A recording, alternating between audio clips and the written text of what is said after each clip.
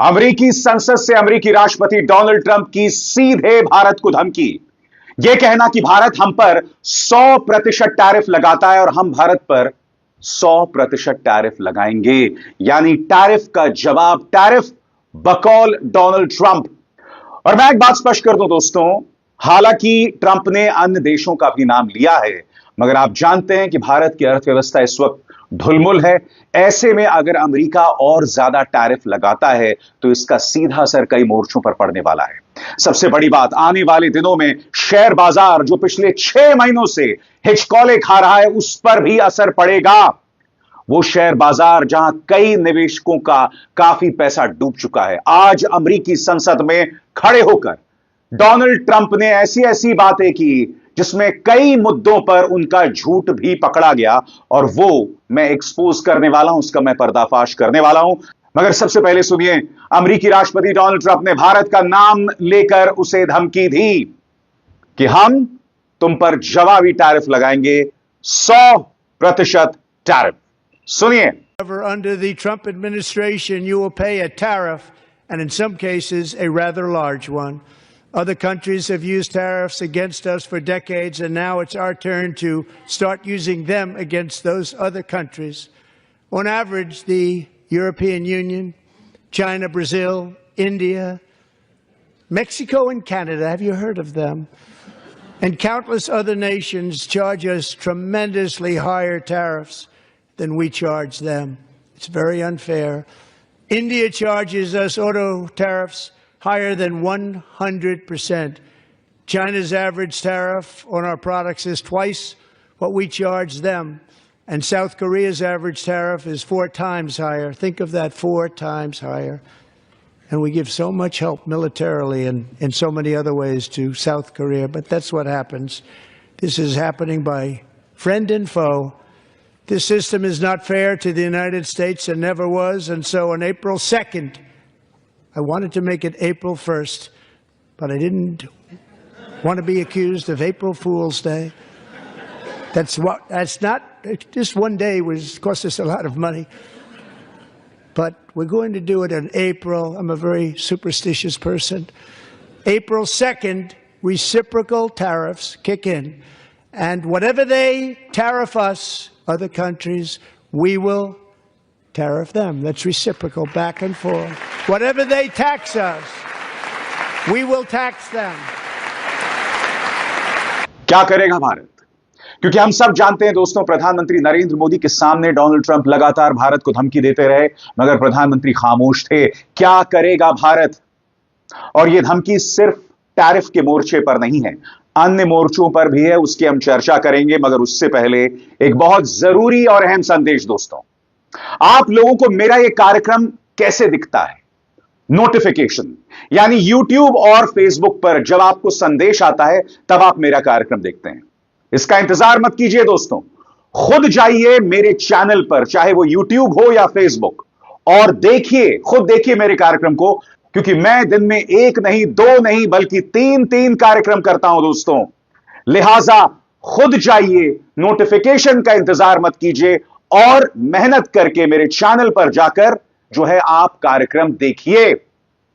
और अब एक जरूरी संदेश, मेरा चैनल ज्वाइन कीजिए, स्वतंत्र और आजाद पत्रकारिता का समर्थन कीजिए, सच में मेरा साथी बनिए। बहुत आसान है दोस्तों, इस ज्वाइन बटन को दबाइए और आपके सामने आएंगे ये 3 विकल्प, इनमें से एक चुनिए और सच के इस सफर में मेरा साथी बनिए। और हम रुक करते हैं दोस्तों अपने कार्यक्रम का, डोनाल्ड ट्रंप की धमकी का। जैसे मैंने बताया, भारत को धमकी जो है वो सिर्फ टैरिफ के मोर्चे पर नहीं दी गई है।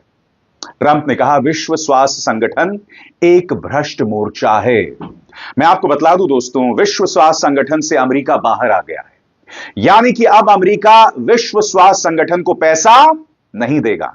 इसका सीधा असर कहीं और नहीं दोस्तों, भारत जैसे और अफ्रीका के कई देशों पर पड़ने वाला है। क्योंकि मैं आपको बतलाना चाहूंगा कि भारत में मलेरिया, एड्स, ट्यूबरकुलोसिस जैसी महामारियों से मुकाबला करने में विश्व स्वास्थ्य संगठन का एक अहम योगदान रहा है। और अमेरिकी संसद के मंच से डोनाल्ड ट्रंप ने उसे एक भ्रष्ट संस्था बताया और कहा कि अब हमारा उससे कोई लेना देना नहीं है। क्या इसका असर भारत के स्वास्थ्य क्षेत्र पर पड़ेगा? सुनिए ट्रंप ने क्या कहा। तेज I गति से आगे withdrew बढ़ाएं। from the unfair Paris Climate Accord, which was costing us trillions of dollars that other countries were not paying. I withdrew from the corrupt World Health Organization. WHO पर उन्होंने सीधा हमला बोला है। And corrupt I also organisation उसको withdrew बता रहे from हैं। the anti-American UN Human Rights Council. Donald Trump के तेवर से बिल्कुल स्पष्ट था कि उनमें एक अहम ब्रह्मास्मि का भाव था, यानी मुझसे कोई बड़ा नहीं है। उनके एक एक शब्द में उन्होंने खुद को महान बताया। कहने को इस वक्त अमेरिका में एक डेमोक्रेसी है, एक लोकतंत्र है, और ट्रंप ने यह भी कहा कि हमने फ्रीडम ऑफ स्पीच को और मजबूत किया है। मगर उनके जो भाव थे, यानी कि डोनाल्ड ट्रंप के भाव एक ऐसे व्यक्ति की तरह थे जो आत्ममुग्ध था, खुद से इंप्रेस्ड, कि देखिए वो क्या कह रहे हैं, कि लोग कह रहे थे कि इस देश को नए विधेयकों की जरूरत है, नए कानूनों की जरूरत है। नहीं, इस देश को नए राष्ट्रपति की जरूरत है। और फिर उनकी इस बात पर उनके पार्टी के सांसद किस तरह से ताली बजाते हैं वो भी देखिएगा। And our friends in the Democrat Party kept saying we needed new legislation, we must have legislation to secure the border. But it turned out that all we really needed was a new president.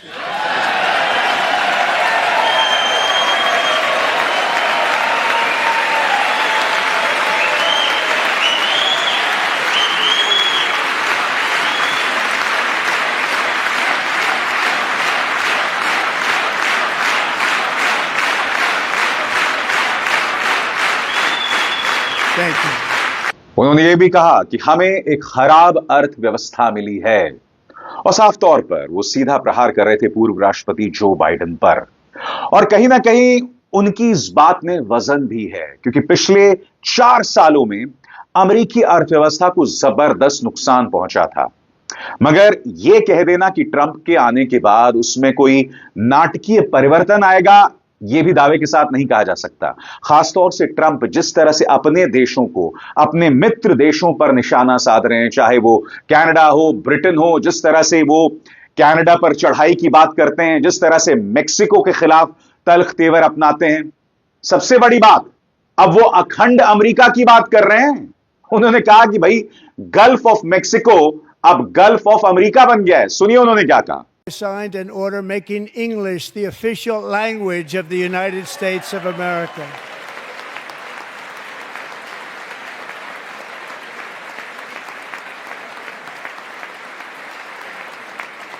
I renamed the Gulf of Mexico the Gulf of America. और जैसे मैंने बताया दोस्तों, उन्होंने कहा कि हमें एक बहुत ही खराब अर्थव्यवस्था मिली और हम उससे लड़ रहे हैं। गौर कीजिए। Among my very highest priorities is to rescue our economy and get dramatic and immediate relief to working families. As you know, we inherited from the last administration an economic catastrophe and an inflation nightmare. Their policies drove up energy prices, pushed up grocery costs, and drove the necessities of life out of reach for millions and millions of Americans. They've never had anything like it. We suffered the worst inflation in 48 years, but perhaps even in the history of our country. They're not sure. As president, I'm fighting every day to reverse this damage and make America affordable again.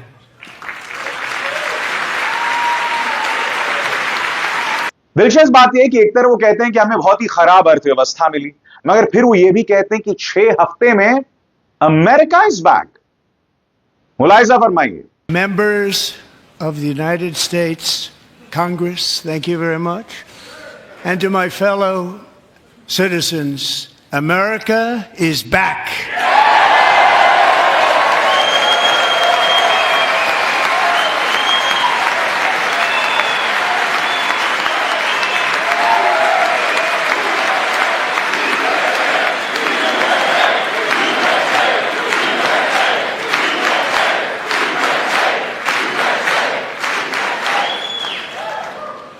और Donald Trump के भाषण में ऐसी कई बातें थीं जिसका सच्चाई से कोई लेना देना नहीं था। था।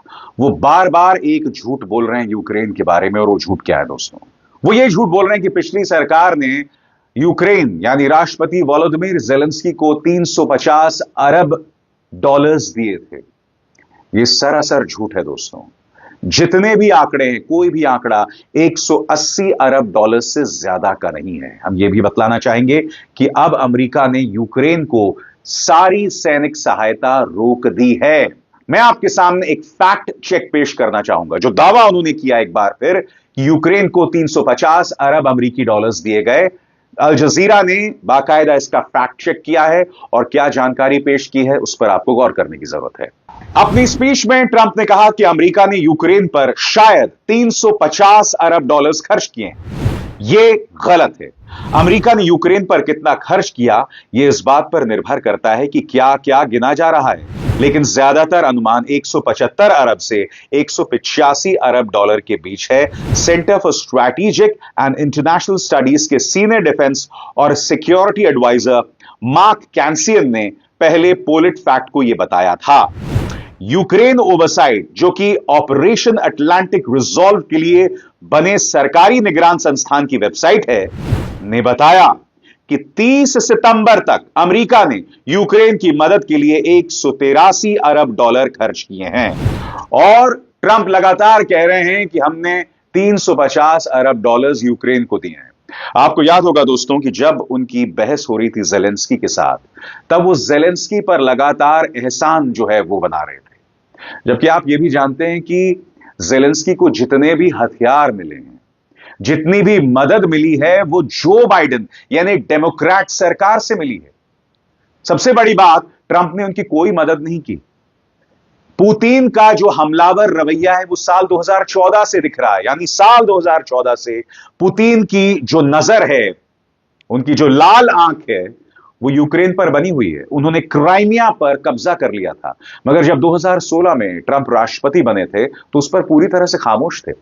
वो लगातार पुतिन के पक्ष में काम कर रहे थे।